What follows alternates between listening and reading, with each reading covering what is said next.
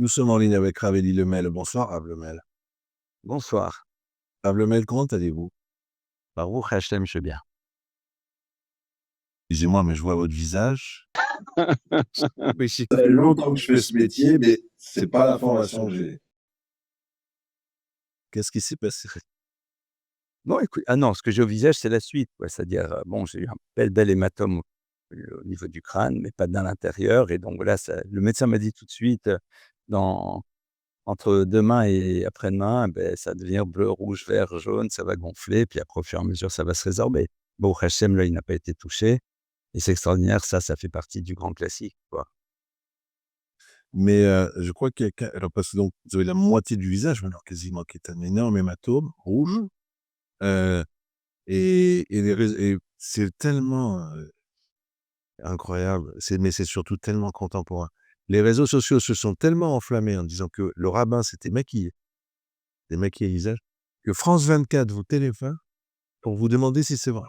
Ah, Ah, écoutez, no comment, no comments, no comments, no comments. On passe à autre chose parce que on va dire que c'est pathétique. incroyable. Et bien sûr, vous donnez les certificats médicaux et enfin, Oh non, enfin, c'est juste, j'aurais écouté si ça vous intéresse. je voudrais savoir par contre, Rav, c'est, si vous avez été, surpris, comme moi d'ailleurs, alors je le suis un peu quand même, de l'absence totale de réaction sur votre première agression à Deauville et l'ampleur, soudaine prise, c'est remonté jusqu'au Premier ministre qui a donné son avis sur la deuxième agression. Alors moi, je pense quand même que l'émotion, elle vient surtout du fait qu'effectivement un rabbin, qui est connu pour être un rabbin très pacifique, un professeur, un enseignant, 2 fois en 10 jours, je pense que c'est ça qui a marqué les esprits. Mais vous, comment vous le vivez? Vous avez été surpris que tout d'un coup, c'est devenu comme ça un événement, fou quoi? Alors écoutez, bon, la première fois, très sincèrement, moi, j'ai fait d'abord parce qu'il y a des domaines dans lesquels quand on ne sait pas ce qu'il faut faire, on ne fait pas et on demande à ceux qui connaissent. Donc j'ai demandé aux personnes qui s'occupent et je les remercie du fond du cœur de la protection de la communauté, ce que je devais faire. Ils m'ont dit évidemment que je vais porter plainte. Suite à ça, évidemment, les radios juives m'ont demandé, j'en ai parlé. Il y a eu une demande de télévision, d'une télévision qui est donc très sincèrement, je me suis dit: «Bon, c'est fait, on passe à autre chose». Pour moi, l'idée, c'était: il s'est passé ça, il faut en avertir les autorités pour, protéger surtout les autres membres de la communauté. Et ce qui s'est passé la seconde fois, et je vais raconter la petite histoire, c'est que bon, ça s'est passé, c'est vrai que c'était très violent. Je vais pas dire le contraire et je dis: ça va», mais c'est vrai que c'était quand même plutôt violent. Et quand, grâce à Dieu, j'ai terminé de faire tout ce que je devais faire, quelqu'un m'a dit: «Bon, je vous raccompagne à la maison». Et j'ai dit: «Oui, mais je veux passer dans ce lieu, surtout pour dire merci aux personnes qui sont intervenues», donc entre autres, un des serveurs ou le patron du café. Je suis arrivé là-bas, je vois quelqu'un de France Inter qui est là-bas et qui attend. Je dis: «Bon», il me demande et je dis: «C'est honteux de lui dire non». Il y a quand même une notion de Chilul Hashem. Et bon, ça va être juste la radio, je vais dire: «Voilà», je vais raconter ce qui s'est passé. Et très sincèrement, c'est vrai que j'ai la chance d'enseigner depuis des années, mais je suis pas trop habitué aux grands médias nationaux et ce genre de choses. Et je savais pas au fond que, 10 minutes après, ils étaient tous là. Et donc, à ce moment-là, que bon, faut croire que ni qu'on cite mon nom ni quoi que ce soit. Et la personne m'a souri, m'a dit: «Écoutez», comme on dit un peu vulgairement: «Laissez tomber, ça y est, c'est partout». C'est sur tous les réseaux, des personnes de la communauté qui me connaissent, qui étaient là-bas, m'ont vu, donc il m'a dit: «Votre nom, tourne, la vidéo tourne». Dans ce cas-là, je me suis dit: «OK, alors puisque maintenant c'est là, eh bien, bon, il va falloir qu'on réponde et que j'essaye d'utiliser, le cadeau qu'Hachem m'a fait, de pouvoir parler normalement pour expliquer un petit peu ce qui se passe et surtout quelle est la vision que tu auras des choses parce que je pense que c'est ça qui est important. Et à partir de là, pourquoi c'est parti tellement haut et cetera, les appels de ministres, de trucs et cetera. Bon, je pense que c'est comme ça que ça doit se faire. Puis voilà. Donc vous êtes en train de parler avec une personne, un membre de la communauté qui vous a donné rendez-vous en fait, c'est pour ça que vous êtes là et et tout d'un coup vous recevez un choc violent sur la tête. Vous vous êtes précipité par terre, c'est-à-dire le choc est tellement violent Un peu par terre, ouais, ouais, je me suis de par terre. et là vous avez raconté que quand vous voyez le personnel du café courir après l'agresseur pour le rattraper, c'est-à-dire donc pour vous protéger ou pour retrouver votre agresseur, Vous avez pensé à l'image des paysans qui s'étaient battus pour protéger votre père pendant la Shoah. Vous pouvez nous dire pourquoi? Alors, c'est vrai que vous savez que du côté de mon père comme de ma mère, ils ont passé des années sombres. Ma tante Zichrouna Livracha qui est partie de ce monde d'ailleurs il y a un peu plus d'un an, à l'âge de 100 ans, elle était dans la résistance armée, hier sur le plateau du Vercors. Mon père a été raflé, a réussi à s'échapper de nombreuses fois et ma mère de son côté, eh bien, ils étaient cachés dans un tout petit village du Massif central dans lesquels, eh bien, des paysans et je crois même que je rappelle leur nom, la famille Lebrun, il me semble, bah, tout simplement, quand ils cherchaient, mon grand-père et cetera, le cachaient et puis voilà et des gens du village qui ont dit quand ils se sont rendus compte qu'ils étaient juifs parce que ma maman, vous savez, enfin, quand il y a une anecdote, elle a 7 ou 8 ans à ce moment-là et elle va à l'école le samedi parce qu'il faut y aller, mais elle veut pas écrire et la maîtresse dit, ma mère: «Mais Janine, il faut écrire» et ma mère fond en larmes et donc ils ont compris. Ils ont dit, «On ne dira ça à personne». Voilà Waouh! et ça, elle a son ouais, 8 ans. Et Elle on a est en 8 et on est ans, sous occupation. on est dans l'occupation, on est en France et on est avec des gens qui ont su et je vais vous dire et pour ça, je vais vous dire, c'est-à-dire ça et moi, j'ai tout de suite pensé à ça. Cette notion, je dis: «Waouh, c'est un juif», parce que clairement, je suis identifiable et quelque part, il y en a certains qui prennent leur portable et qui filment et il y en a d'autres qui bah, il je crois, enfin, je vois, j'ai plus vu exactement et je pense qu'il a lâché son plateau. Il y a aussi des personnes du marché, voilà, qui, bah, leur premier réflexe, on les court derrière et on le chope alors qu'ils savent pas ce qui peut se passer, quoi. Et bravo. Et pour moi, c'était vraiment un message que je voulais vraiment partager parce que c'est important aussi d'avoir ça en tête. Et c'est tellement important, Rav Lemel, on est en train de réfléchir à ce soir à l'antenne, on y pense tous dans nos familles, on va en reparler pendant encore, mais on est tellement inquiets.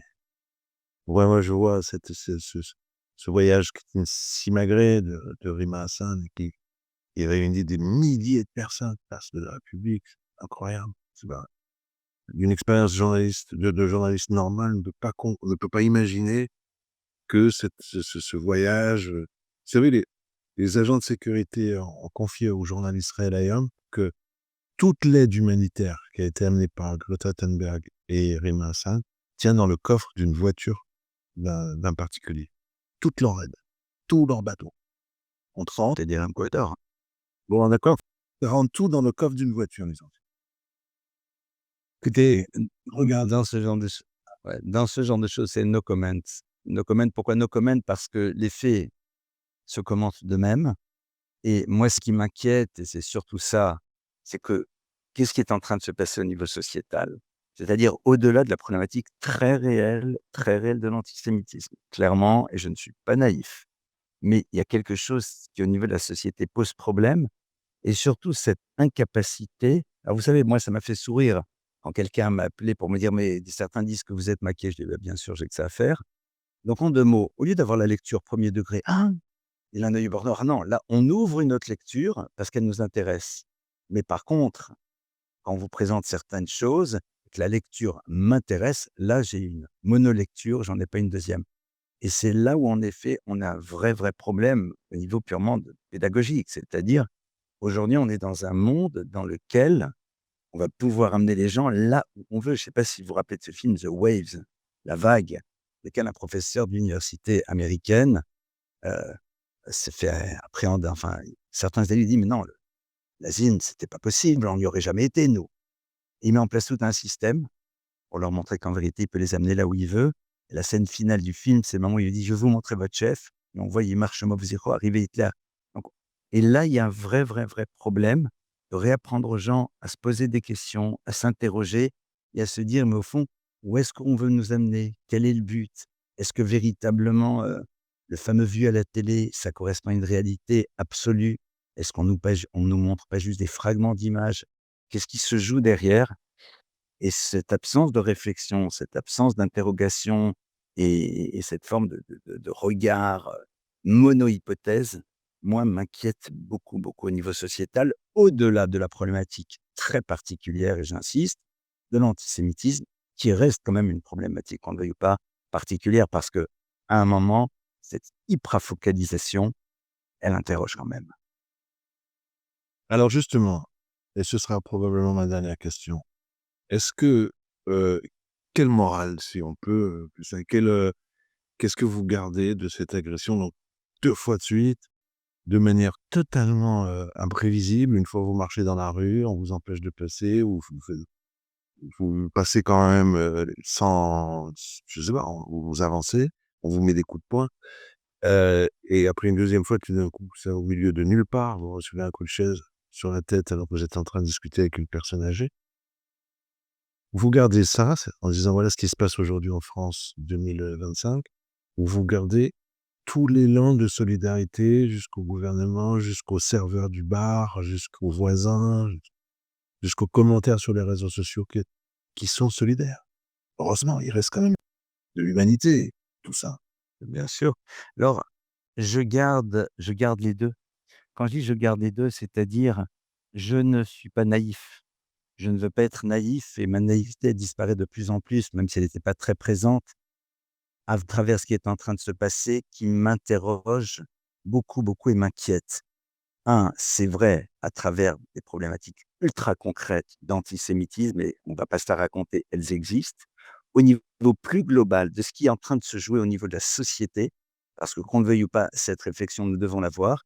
De l'autre côté, ce qui m'a nourri énormément et ça je veux le dire, c'est toute cette solidarité et comme je l'ai dit et je le répète encore et encore, j'ai envie de la partager, mais pleinement, totalement, avec toutes les personnes qui n'ont pas eu, en tout cas au niveau de la quantité, cette solidarité, cette présence.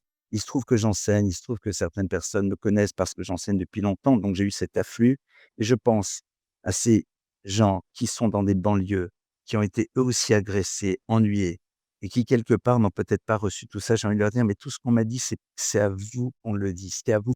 Betoch Hameen Yashvet». On est ensemble, on est ensemble. Alors je suis un peu plus visible maintenant, mais pour moi, c'est pas à moi que les gens parlent. Alors bien sûr, il y a les relations intuitives personnées, mais c'est à tout le monde et même si ça peut déranger, je pense que ça s'appelle à toutes les personnes qui ne veulent pas être des victimes, nulle part, qui ne sont pas intéressées et qui quelque part se retrouvent l'être et qui sont dans une souffrance. Vous savez, le peuple d'Israël, on n'est pas dans la hiérarchie au niveau de la souffrance et c'est ça où il faudrait véritablement réfléchir et c'est vrai que ça m'a énormément nourri, énormément et je trouve ça incroyablement beau, puissant et je dis et je profite encore de votre antenne parce que j'ai pas pu répondre à tout le monde et je vais essayer Bezrat Hachem si je peux, parce que c'est c'est pas quelque chose que les gens sont obligés de faire et ils le font quand même et et au fond, chaque fois, ça rajoute peut-être des gouttes de lumière. Ben, on est très heureux de conclure notre conversation avec vous, Rav Mel, sur ces mots. On vous souhaite, bon rétablissement Amen, amen.